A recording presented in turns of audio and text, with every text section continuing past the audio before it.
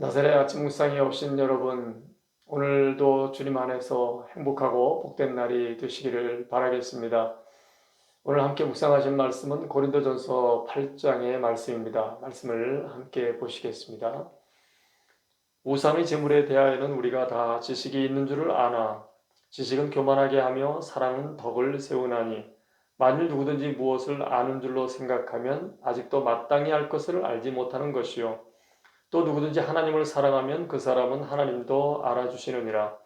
그러므로 우상의 제물을 먹는 일에 대하여는 우리가 우상은 세상에 아무것도 아니며 또한 하나님은 한 분밖에 없는 줄 아노라. 비록 하늘에나 땅에나 신이라 불리는 자가 있어 많은 신과 많은 주가 있으나 그러나 우리에게는 한 하나님 곧 아버지가 계시니 만물이 그에게서 났고 우리도 그를 위하여 있고 또한 한 주 예수 그리스도께서 계시니 만물이 그로 말미암고 우리도 그로 말미암아 있느니라. 그러나 이 지식은 모든 사람에게 있는 것은 아니므로 어떤 이들은 지금까지 우상에 대한 습관이 있어 우상의 제물로 알고 먹는 고로 그들의 양심이 약하여지고 더러워지느니라. 음식은 우리를 하나님 앞에 내세우지 못하나니 우리가 먹지 않는다고 해서 더 못 사는 것도 아니고 먹는다고 해서 더 잘 사는 것도 아니니라. 그런즉 너희의 자유가 믿음이 약한 자들에게 걸려 넘어지게 하는 것이 되지 않도록 조심하라. 지식 있는 네가 우상의 집에 앉아 먹는 것을 누구든지 보면 그 믿음이 약한 자들의 양심이 담력을 얻어 우상의 제물을 먹게 되지 않겠느냐? 그러면 네 지식으로 그 믿음이 약한 자가 멸망하나니 그는 그리스도께서 위하여 죽으신 형제라. 이같이 너희가 형제에게 죄를 지어 그 약한 양심을 상하게 하는 것이 곧 그리스도에게 죄를 짓는 것이니라. 그러므로 만일 음식이 내 형제를 실족하게 한다면 나는 영원히 고기를 먹지 아니하여 내 형제를 실족하지 않게 하리라. 아멘. 네, 오늘 고린도전서 8장에서는 크게 두각되는 그 두 가지 명제가 있습니다. 이웃에 대한 사랑의 길을 선택할 것인가, 내 자유를 밀어붙이며 살 것인가입니다. 우상의 제물이라는 말이 나오는데 당시 고대 사회에서는 신께 드리는 제물을 사제들이 주로 처분하지만 처분하고도 남은 고기들을 시장에 내다 팔았다고 합니다. 그리고 시장에 고기를 사러 가서 이것이 신께 드렸던 제물이었는지 아닌지를 구분하기가 어렵죠. 그런데 우상은 아무것도 아니다. 우상에게 드린 제물 그건 아무것도 아니다. 이런 믿음이 있는 사람은 뭐 별로 신경 쓰지 않고 거리끼지 않고 먹을 수가 있었습니다. 그런데 또 신앙생활을 하지만은 그 마음속에 아주 확고한 믿음이 생기지 않고 해서 우상의 제물은 먹고 싶지 않고 우상의 제물을 먹으면 왠지 우상과 가까워지는 것 같은 또 그런 마음을 가진 분들은 먹지 않기를 원했죠. 그런데 어떻게 먹고 보니까 그것이 우상에게 드렸던 제물이었다 이런 것을 알게 되면 굉장히 마음에 불편하고 또 양심의 가책도 느껴지고 또 괴로워하게 되는 것이죠. 사도 바울은 그 말씀을 하는 거죠. 이제 본문에 지식이라는 단어가 여러 번 나오는데 우상은 아무것도 아니다. 신은 오직 하나님만이 참 신이시다. 여호와 하나님만이 참 신이시다. 이런 지식이 있는 사람은 별로 문제가 되지 않는데 또 그렇지 않은 분, 그런 지식이 확고하지 않은 어떤 분들은 남이 먹는 것을 보고 자기도 따라 먹었다가 양심에는 또 꺼리끼고 마음이 불편한 그런 일이 있었던 것이죠. 7절에 양심이 약해지고 더러워진다는 말씀이 끝에 있는데 그 세번역 성경에 보면 그들의 양심이 약함으로 음식으로 말미암아 자기들이 더러워졌다고 생각한다 이렇게 번역이 되어 있습니다. 그렇게 생각하는데 그런 것이 그들의 양심, 그들의 믿음에 도움이 별로 되지 않는 것이죠. 4절에서 사도 바울이 언급했듯이 실제로 우상의 제물을 먹는 것 그건 아무것도 아닙니다. 문제가 될 것이 없습니다. 하지만 7절에 그런 지식과 그런 믿음이 모든 사람에게 다 있는 것은 아니니까요. 그래서 우리가 믿음이 강한 사람들은 믿음이 없는 또 믿음이 약한 사람들에 대한 배려가 필요하다는 말씀을 하는 것입니다.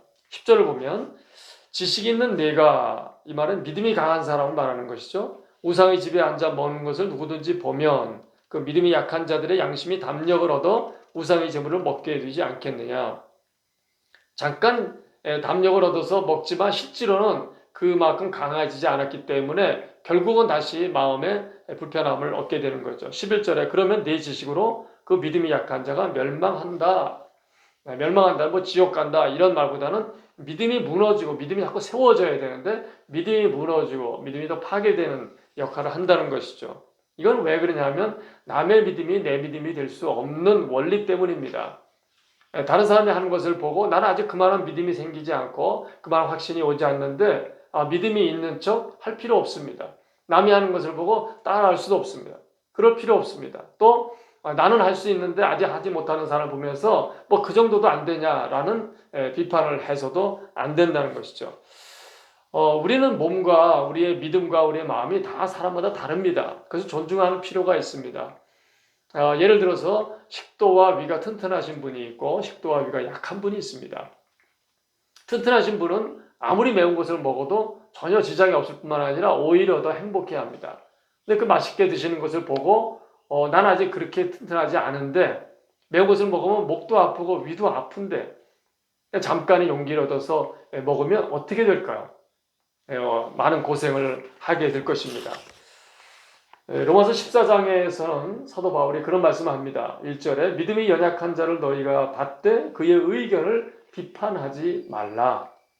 어떤 사람은 모든 것을 먹을 만한 믿음이 있고 믿음이 연약한 자는 채소만 먹느니라. 먹는 자는 먹지 않는 자를 없인 여기지 말고 먹지 않는 자는 먹는 자를 비판하지 말라라고 말씀했습니다. 그것이 바로 그리스도인의 참된 모습인 것이죠. 이런 모든 삶의 태도의 중심에는 예수님이 계시기 때문에 가능한 것입니다. 12절에 보면 이같이 너희가 형제에게 죄를 지어 그 약한 양심을 상하게 하는 것이 곧 그리스도에게 죄를 짓는 것이다 했습니다. 내 믿음으로나 내 양심으로는 괜찮지만 아직 그것이 되지 않는 분에게 있어서는 그분을 생각하고 배려해서 내 자유를 절제할 수 있는 그것이 그리스도인다운 모습이고 또 사랑의 삶이죠. 우리 그리스도인이라면 사랑의 삶이 모든 것의 종결판 아니겠습니까? 성경은 모든 것을 사랑으로 하라고 권면했습니다. 우리의 말과 행동이 이웃에 대한 사랑과 배려의 차원에서 결정되고 선택된다는 것은 하나님도 기쁘시게 할 수가 있는 것이 되고 우리 모두에게 유익이 됩니다. 만약 어떤 그리스도인인 사람이 내 돈 주고 내가 먹는데 그 사람이 나한테 뭘 해준 게 있냐? 내 자유인데 왜 상관이냐? 내가 그렇게 그 정도도 못하냐? 내가 왜 그런 사람까지 신경 써야 되냐? 라고 말한다면 그건 자신 있어 보이지만 사실 미숙한 그리스도인임을 스스로 증명하는 것이죠. 사도 바울은 오늘 본문 13절에서 자신의 결심과 각오를 이렇게 말하면서 마무리합니다. 그러므로 만일 음식이 내 형제를 실족하게 한다면 나는 영원히 고기를 먹지 아니하여 내 형제를 실족하지 않게 하리라. 이와 유사한 말씀이 로마서 14장 15절에도 나옵니다. 만일 음식으로 말미암아 네 형제가 근심하게 되면 이는 내가 사랑으로 행하지 아니함이라. 그리스도께서 대신하여 죽으신 형제를 내 음식으로 망하게 하지 말라고 합니다. 내 마음대로 먹을 수 있는 자유까지도 다른 연약한 분들을 이렇게 배려하면서 결정한다면 하나님을 기쁘시게 하는 것이 되고 또 사람들도 그런 분을 존경할 것입니다. 저는 사도 바울의 그런 태도를 보면서 주님께서 매우 흡족해 하시고 흐뭇해 하셨을 것이라는 생각이 들었습니다. 사도 바울은 어떻게 그런 마음을 갖게 됐을까요? 그 중심에 예수님이 계시기 때문이에요. 예수님 때문이었습니다. 11절 마지막에 그는 그리스도께서 위하여 죽으신 형제라. 그리스도께서 그 형제를 위하여 죽으셨는데 그런 형제가 어떤 불유익을 얻게 된다든지 어떤 피해를 입게 된다면 난 하지 않겠다는 것입니다. 왜요? 예수님 때문에. 사도 바울이 특별히 사랑이 더 많았기 때문에 그런 얘기가 아닙니다. 예수님을 중심으로 예수님의 사랑을 알기 때문에 나를 사랑해 주시고 나를 참아 주시고 기다려 주시고 나를 위해 희생해 주신 주님의 사랑을 알기 때문에 나도 그 주님을 사랑하게 되었고 그 중심에 예수님을 모시고 살다 보니까 자연스럽게 주님이 사랑하시는 사람들에 대한 배려심이 나온 것이죠. 오늘 말씀은 예수 믿는 우리들에게 주시는 현실적이고도 매우 강력한 메시지라는 생각이 듭니다. 저나 여러분이 성숙한 그리스도인의 모습의 사람이 되기 위해서 내 자유인데 내 돈 주고 내가 먹는데 그런 말은 하지 않는 것이 좋을 줄 압니다. 데살로니가후서 3장 5절에는 하나님의 사랑과 그리스도의 인내에 들어가기를 바란다는 말씀하셨습니다. 다른 사람을 배려해서 생각하고 또 말과 행동을 한다면 그것은 하나님의 사랑과 그리스도의 인내에 들어가는데 큰 도움이 되리라 믿습니다. 저와 여러분이 그런 복된 사람이 되시기를 바라겠습니다. 기도하겠습니다. 하나님 아버지, 오늘 고린도전서 8장에서 사도 바울의 고백을 통해 저희들의 마음에 새로운 마음을 다짐하게 됩니다. 지난날 저희들이 내 자유라 생각하면서 내 마음대로 다른 사람을 배려하지 않고 말하고 행동했던 것을 뉘우치고 또 회개하는 마음을 갖습니다. 내 자유가 남에게 피해가 되지 않기를 원하고 내 자유가 남에게 덕이 되기를 원하며 주님께 영광이 되고 그리스도의 향기가 퍼뜨려지는 축복의 일이 되기를 원합니다.